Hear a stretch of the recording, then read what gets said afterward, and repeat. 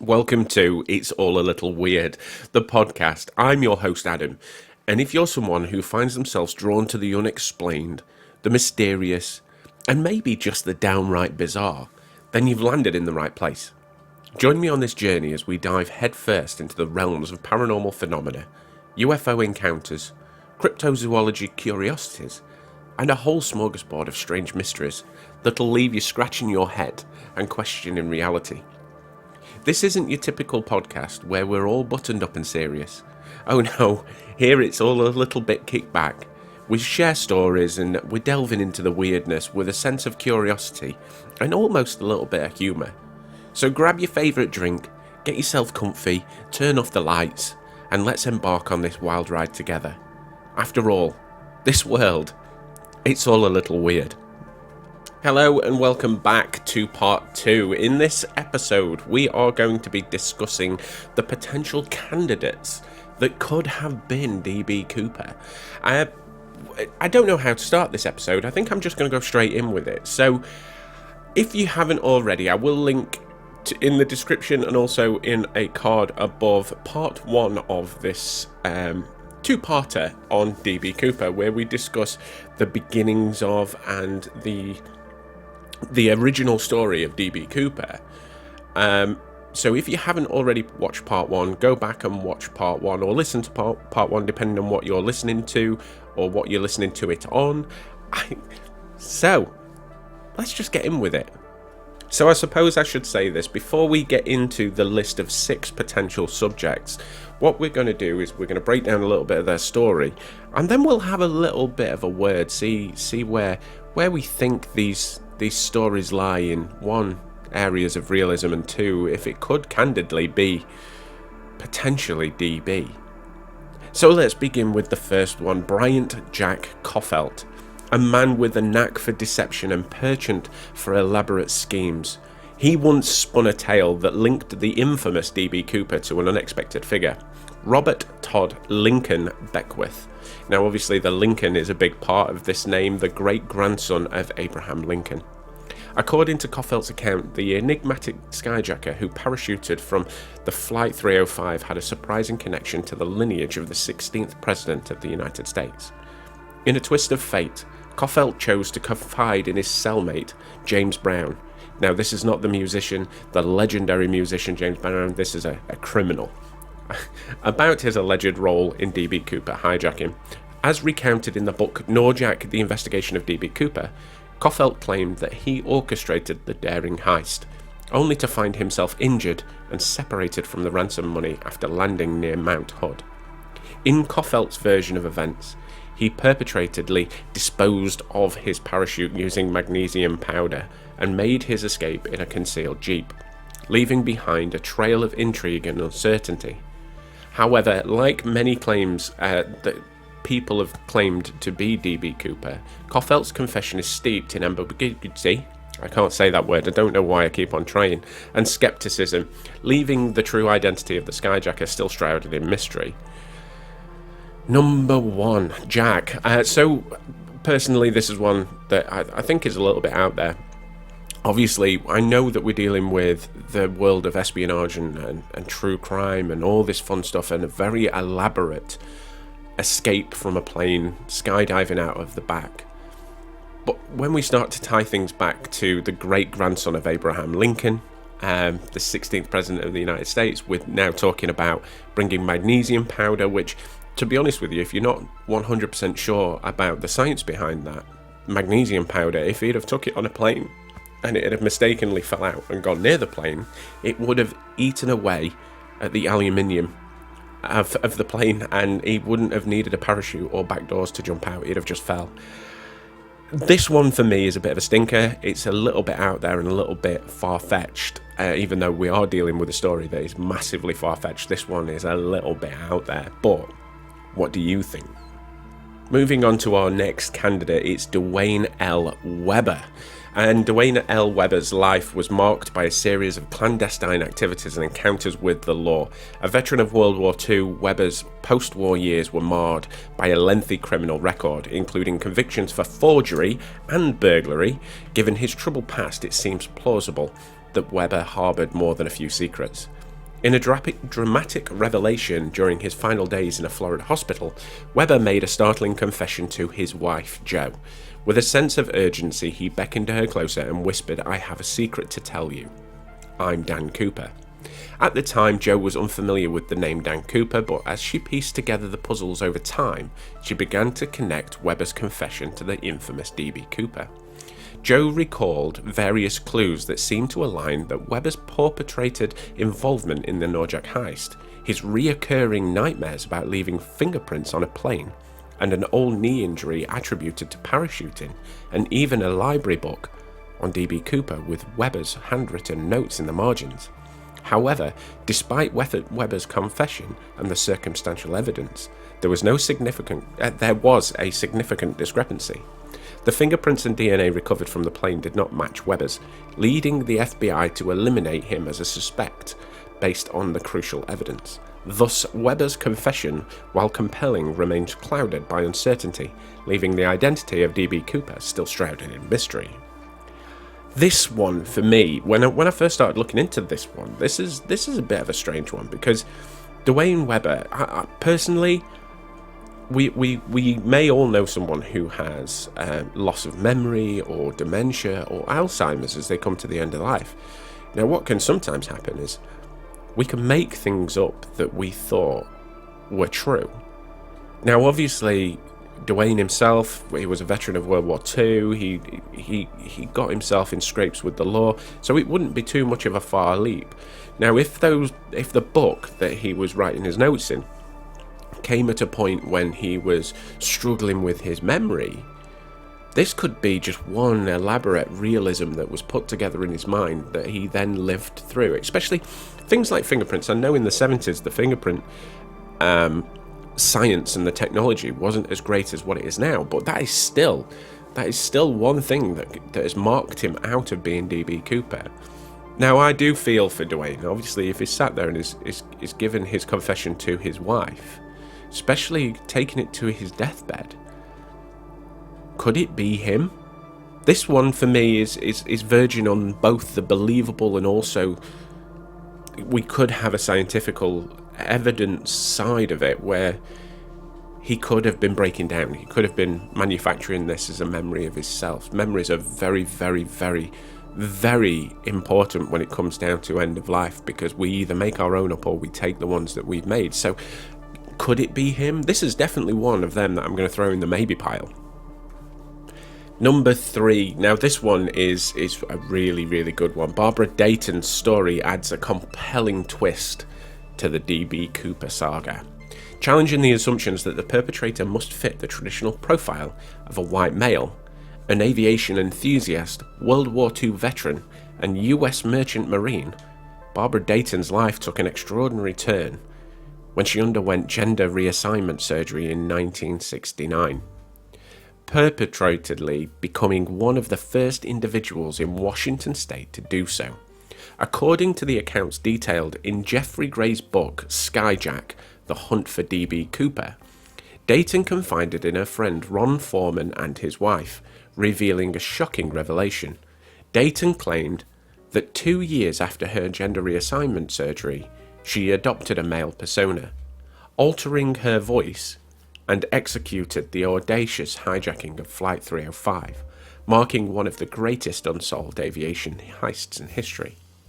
Dayton, who had previously been denied a commercial pilot's license, allegedly harbored deep-seated resentment towards the airline industry and saw the hijacking as an act of revenge. She boasted to have concealed all the stolen money in a cistern located in Woodburn, Oregon.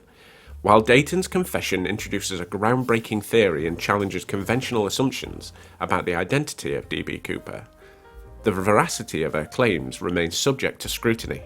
The lack of concrete evidence linking Dayton to crimes leaves her alleged involvement in the Norjack heist as yet another tantalising mystery. Now, this one for me, right? I'm going to go straight out there on a limb and say this is not one for me. The charismatic background of D.B. Cooper does not lend well to a almost revenge plot.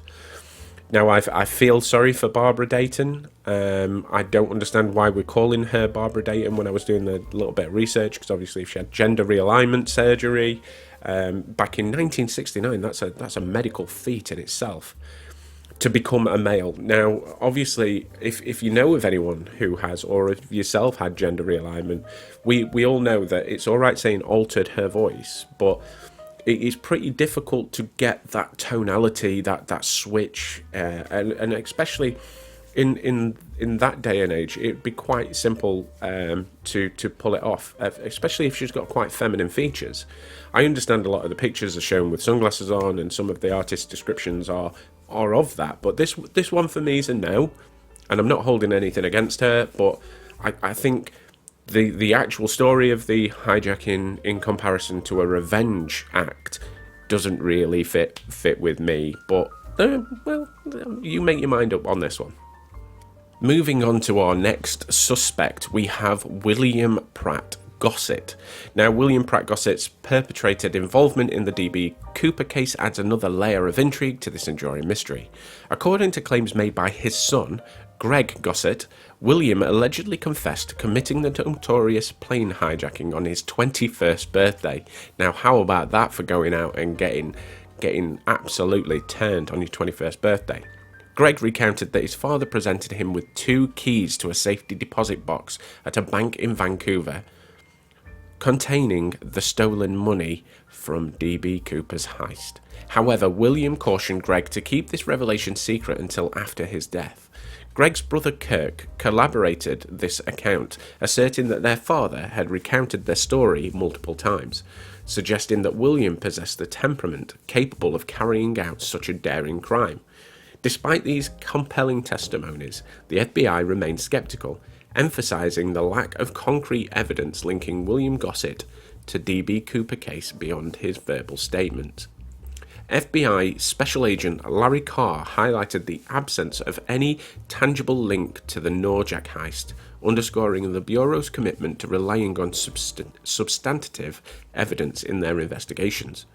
Without corroborating evidence or tangible leads, William Pratt Gossett's alleged involvement in the DB Cooper case remains shrouded in uncertainty.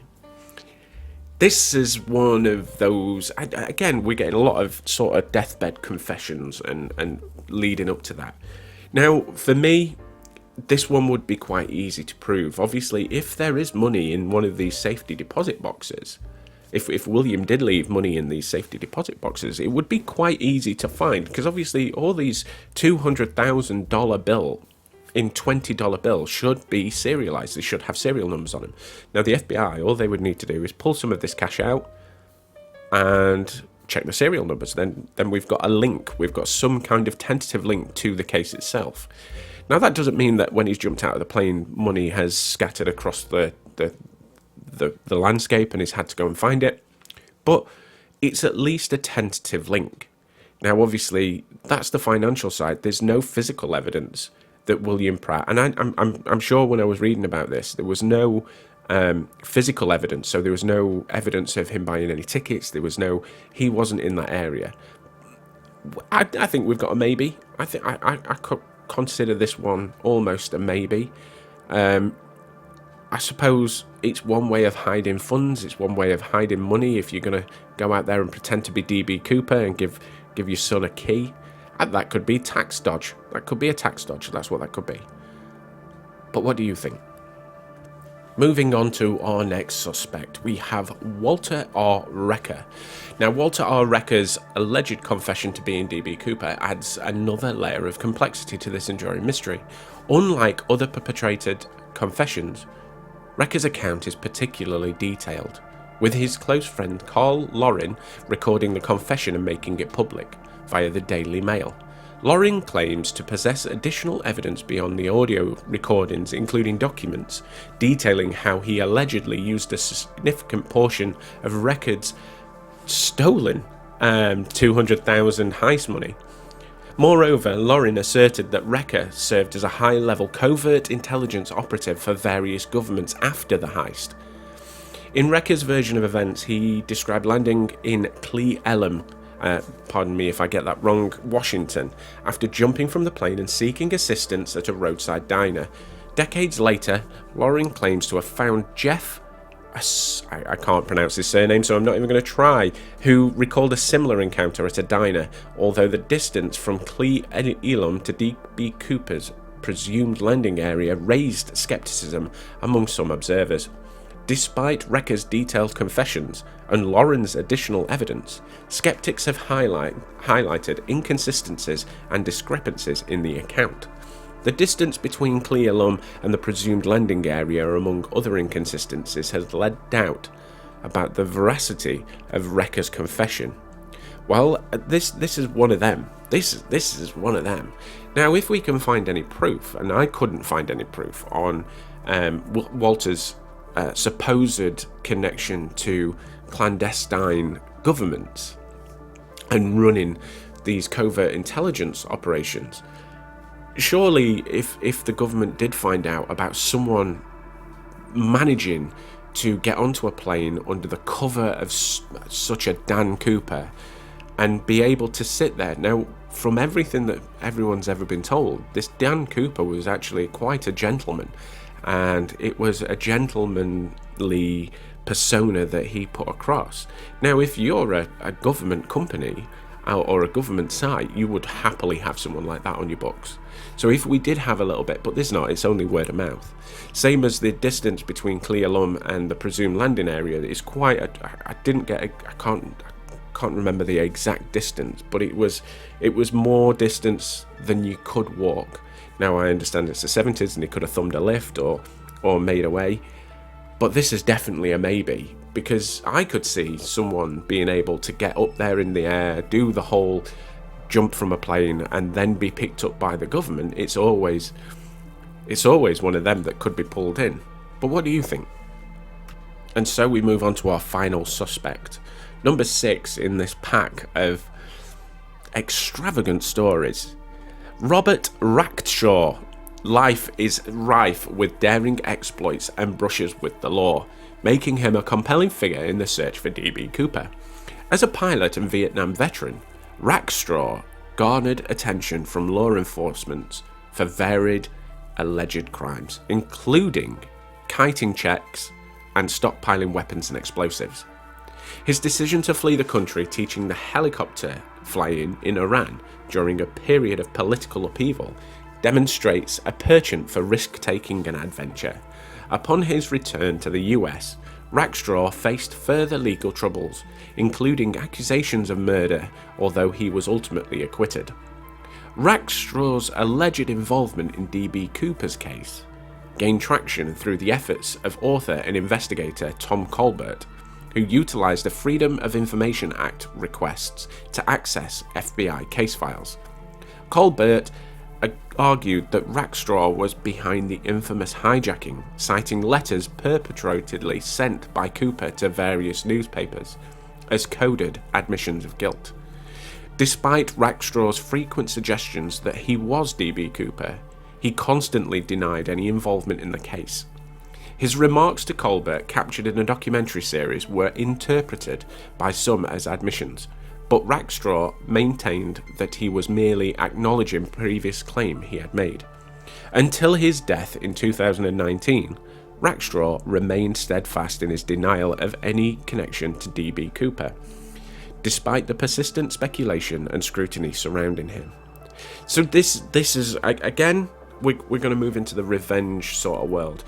I'm not saying that I know who D.B. Cooper is or anyone knows who D.B. Cooper is, but again, the crime that he committed, although he was carrying a bomb, was still incredibly gentle.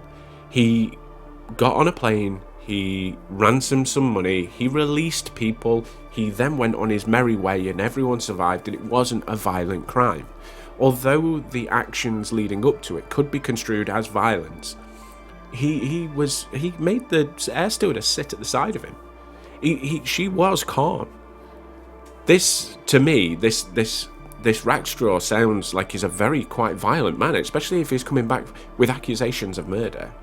He was in Iran. Yes, he likes adventure and risk taking, but to me, This is not one of those. This is not the crime itself is not connected to the person who who perpetrated it. It just, to me, is one of them. If any of these characters could be DB Cooper, I couldn't tell you which one, because they've all got different variances. If it could be a case that all of them would be DB Cooper.